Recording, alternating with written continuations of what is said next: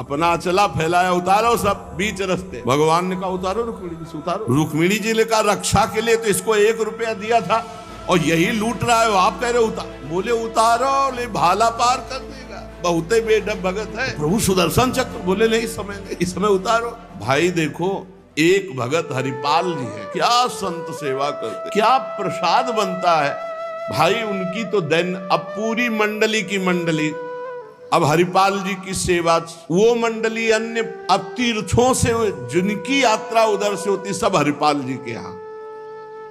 हरिपाल जी बड़े प्रसन्न, धीरे धीरे जो संग्रह किया हुआ अन्न और संपत्ति थी वो तो सब लग गए।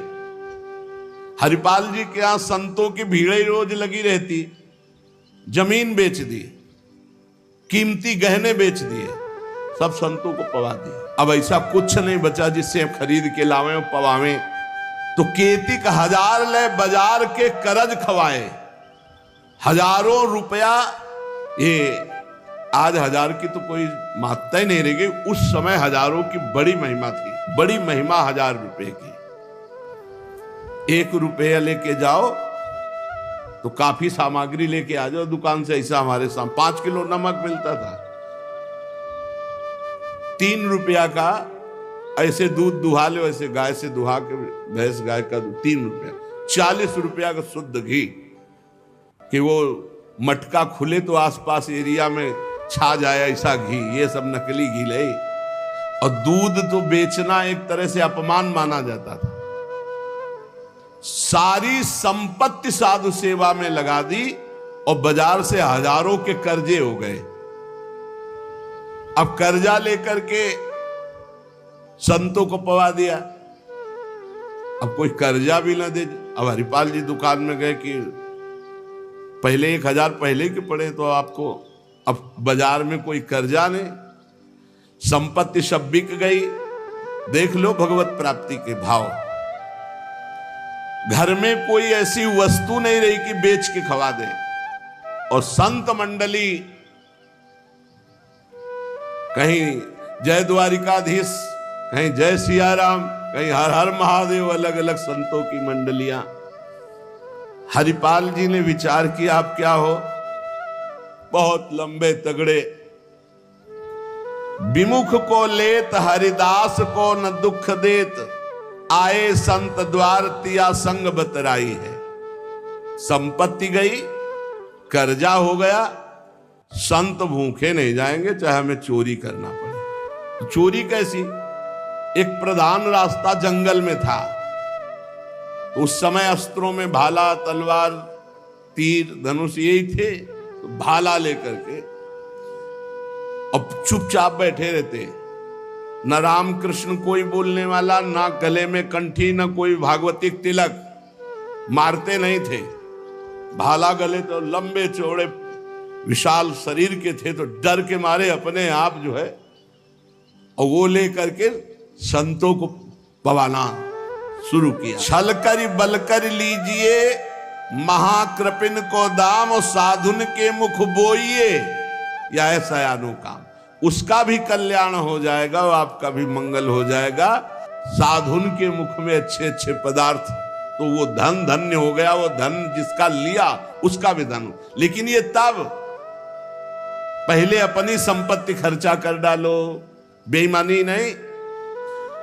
बाजार में कर्जा ले लो, जब उसके भी पटाने का रह जाए कि अब नहीं पट सकता और संत आए, तब ये उपाय है, पहले नहीं। पहले साधु अनुराग में दही श्री लुटाई है, सब खर्चा कर। फिर केतिक 1000 ले बाजार के करज राखे, वो भी खवा दिया। अब देखा संत वापस न जाए। अब उस मार्ग से जो अगर कोई निकलता हो, जहां भाला लेके निकलते हुए, अरे राम, हाथ जोड़ लेते। अब ये तो खबर फैल गई कि रामकृष्ण बोल दो तो डाकू चोरी नहीं करता, कंठी तिलक हो तो डाकू चोरी नहीं करता। अब कौन डाकू ये पता नहीं चलता था।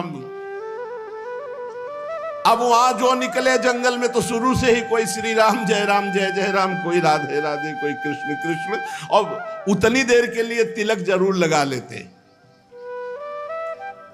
अब समस्या की वैष्णव को लूट नहीं सकते, मुख से नाम निकल जाए उसे लूट नहीं सकते। अब वहां जो निकले सब जैसे भयभीत होकर से ही वहां जय श्री राम राधा राधा कृष्ण कृष्ण हरि हरि, क्योंकि पता है डाकू है, भाला लिए मारेगा, चोरी कर लेगा। यद्यपि उन्होंने किसी को मारा नहीं था।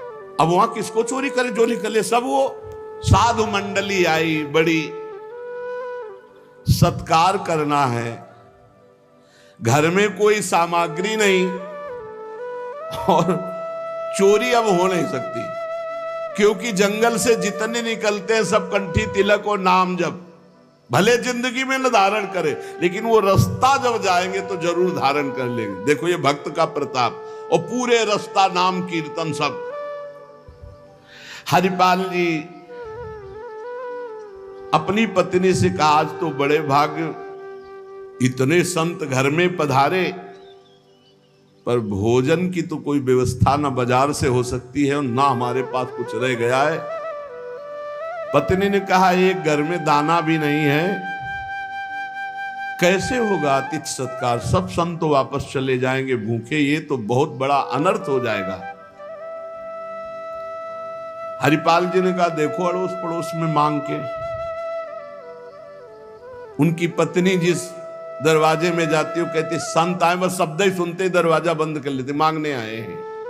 पहले कले गए, अभी वापस दिया नहीं, फिर मांगने आए। अब वापस पत्नी आ गई, हरिपाल जी से कहा, दाना नहीं मिला है। आपके व्यवहार का ऐसा प्रताप फैल गया है कि देखते ही दरवाजा बंद हो जाता है। हरिपाल जी ने कहा, भगवान ही का सहारा है, उन्हीं का स्मरण करते हैं। और अंदर ही अंदर की देखो, गुरुदेव भगवान ने कहा था साधु सेवा से भगवान की प्राप्ति होती हुई, तो प्रभु आप मिलो ना मिलो, लेकिन आज संत हमारे यहां से भूखे वापस नहीं जाना चाहिए। प्रभु कोई हमें उपाय नहीं सुहाई दे रहा। तो बैठे कृष्ण रुक्मिणी महल तहां सोच पर्यो, हरियो मन साधु सेवा तो साहू रूप कियो है। हरिपाल जी की पुकार और भगवान का लीला विहार शुरू। बढ़िया रत्नों से जटित मुकुट, कुंडल, करधनी, बाजूबंद, कंकण सब धारण। रुक्मिणी जी का जय जय, अपने ही हाथ से सब कीमती कीमती आज छांट छांट करके। पूछी चले कहां, कही है हमारो एक भक्त। कहां प्रभु ये नया नया सब आभूषण दिव्य कीमती श्रृंगार कर। बोले एक भगत है, आज उसके दर्शन करने जा रहे हैं। दर्शन देने नहीं कहा, दर्शन कर। तो मैं हूं, आऊं? बोले हाँ आओ, क्योंकि हमसे ज्यादा श्रृंगार तो आप धारण करेंगी। आओ आए जहां पूछ लियो है।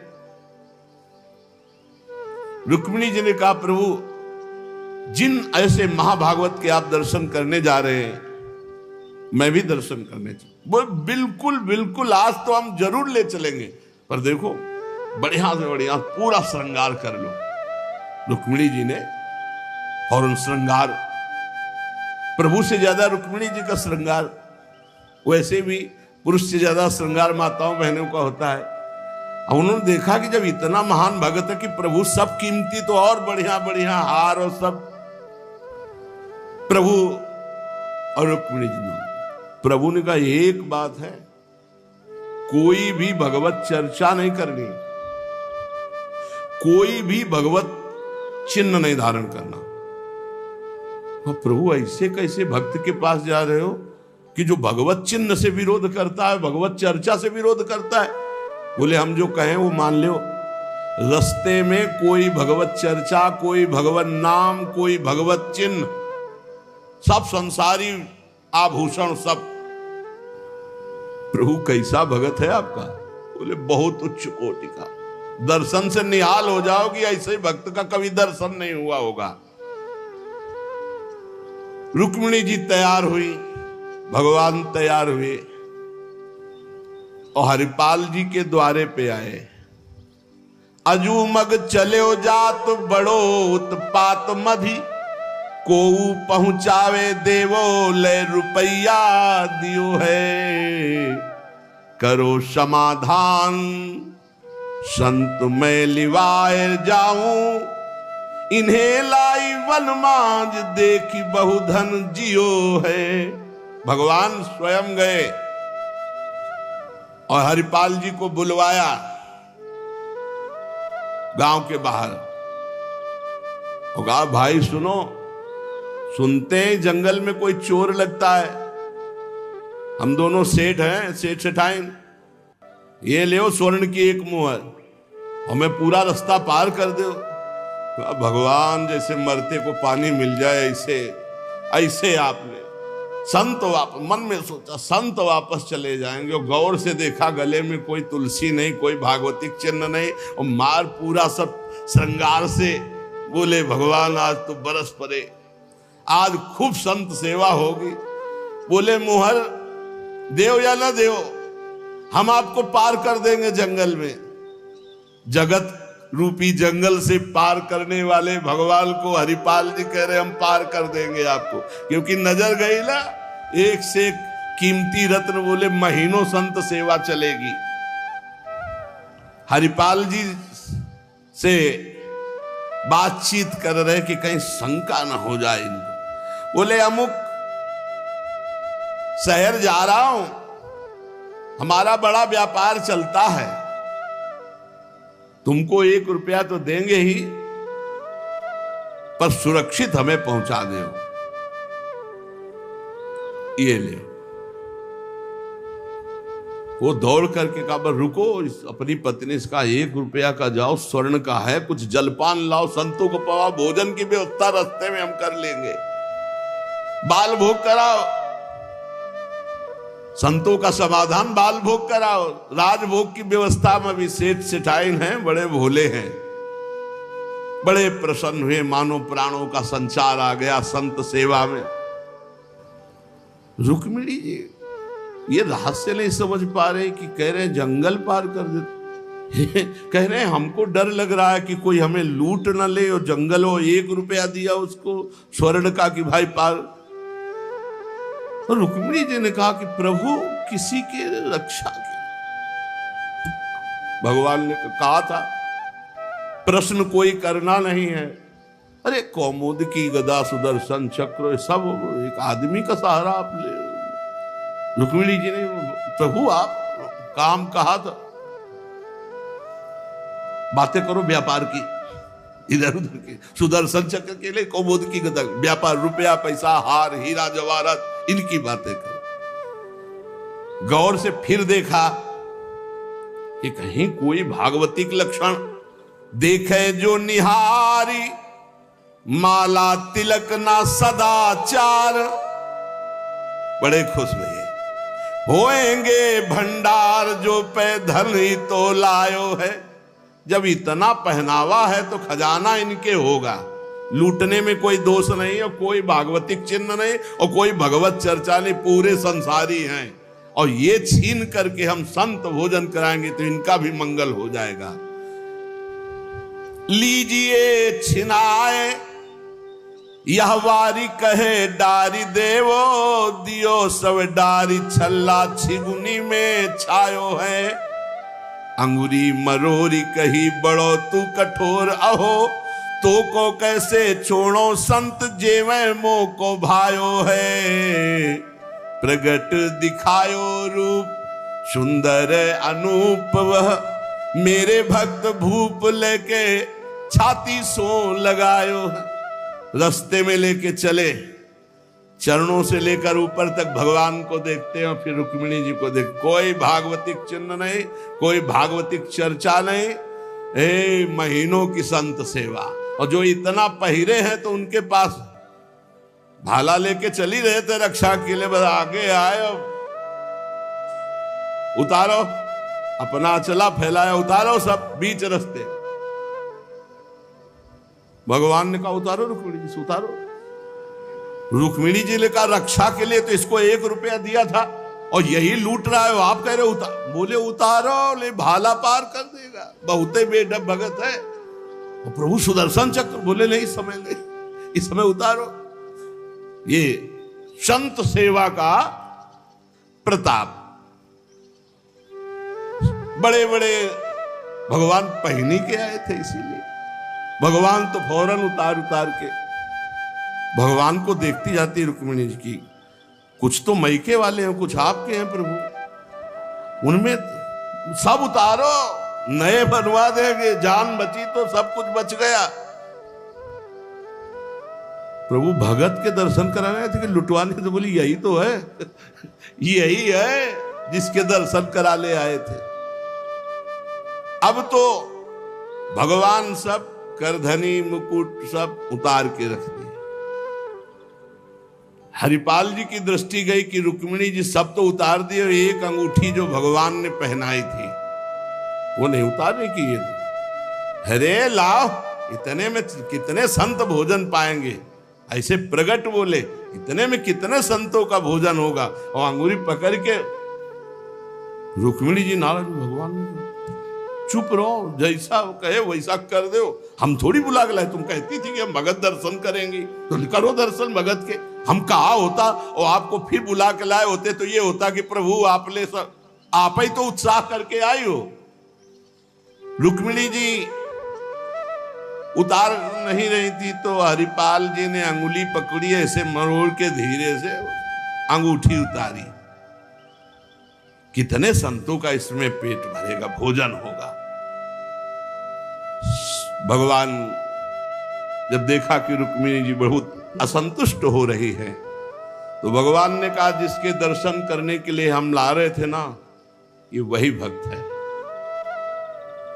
ये वही भक्त है जिसने अपना सर्वस्व लुटा दिया है। कुछ नहीं आज खाने को, मैं इसी के लिए लुटने के लिए। अब हरपाल जी का भाला रख गया।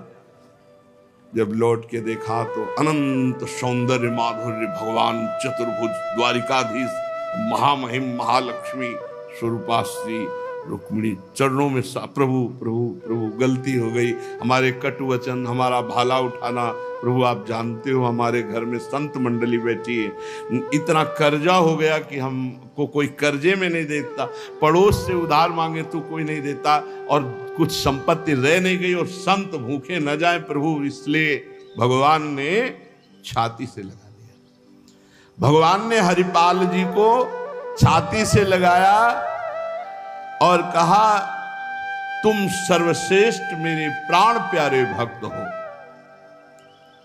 हरिपाल जी भगवान से कह रहे कि प्रभु जैसे हमें संत प्राण प्यारे हैं उनसे अधिक आप प्राण प्यारे हो, प्रभु मैं कैसे लूं? तो भगवान ने कहा, देखो हम लाए ही से, ये लक्ष्मी ले जाओ, ये महालक्ष्मी के श्रीअंग के आभूषण है, ये कुल परंपरागत बढ़ेंगे, कभी घटेंगे नहीं, वो बेचकर सब कर्जा निपटाओ और रोज लाखों संतों को पवाओ, अब ऐश्वर्य घटने वाला नहीं है।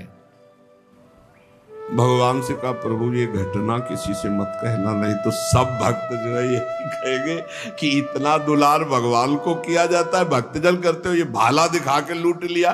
तो भगवान ने कहा, डरो मत, ये चर्चा अगर कोई सुनेगा भी तो तुम्हें आदर्श मानकर संत सेवा करके मेरी प्राप्ति का उपाय सोचेगा, ना कि तुम में दोष दर्शन करेगा।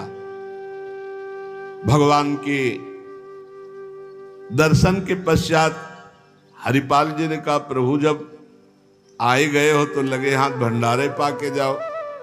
तो बोले, जरूर, जहां हमारे संत पाते वही हम प्रकट। सब संतों को भगवत साक्षात्कार कराया, साक्षात द्वारिकाधीश रुक्मिणी जी के सब संतों ने दर्शन किए, भोग बना, संतजन तब पाए जब भगवंत पहले पाए, फिर उनका उच्छिष्ट संत और उनका भगवंत और संत का उच्छिष्ट जब हरिपाल जी। ये परमानंद मनुष्य जीवन का साधु सेवा से प्राप्त होता है। जब कभी साधु सेवा का संयोग बने तो नाच पड़ो कि हमें आज जीवन का परम लाभ मिला है कि हमारा धन, हमारा अन्न, हमारा शरीर, हमारा जीवन साधु सेवा में आएगा। ये साधु सेवा निश्चित भगवत प्राप्ति करा देती, निश्चित। आगे चर्चा करेंगे। श्री राधा वल्लभ लाल की।